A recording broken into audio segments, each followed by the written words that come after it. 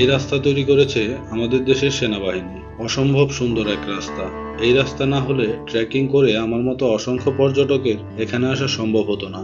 খুব সহজেই এই পাহাড় চূড়া দর্শনের সুযোগ করে দেওয়ার জন্য বাংলাদেশ সেনাবাহিনীকে অসংখ্য ধন্যবাদ।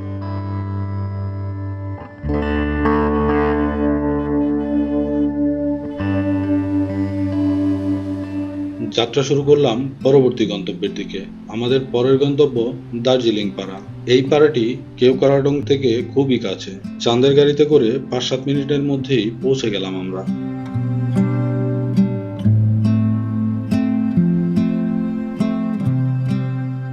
পাড়াটির নাম শুনে আপনারা আবার ভাববেন না এটা ভারতের দার্জিলিং এর মতো কোনো জায়গা। আসলে এটা এক ছোট্ট পরিচ্ছন্ন পাহাড়ি গ্রাম।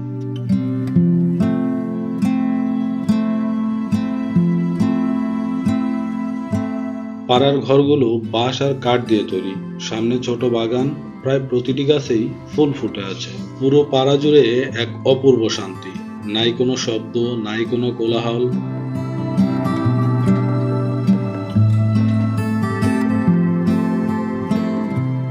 দার্জিলিং পাড়ার সৌন্দর্য মানুষের সরলতা আর প্রকৃতির মেলবন্ধন।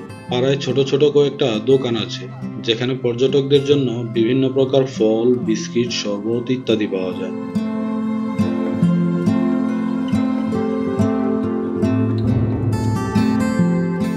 যারা কেওক্রাডং ঘুরতে আসেন তাদের প্রায় সবাই এই পাড়াটি ভিজিট করে যায়। পাড়ার ভেতর দিয়ে হাঁটতে হাঁটতে মনে হচ্ছিল সময় যেন থমকে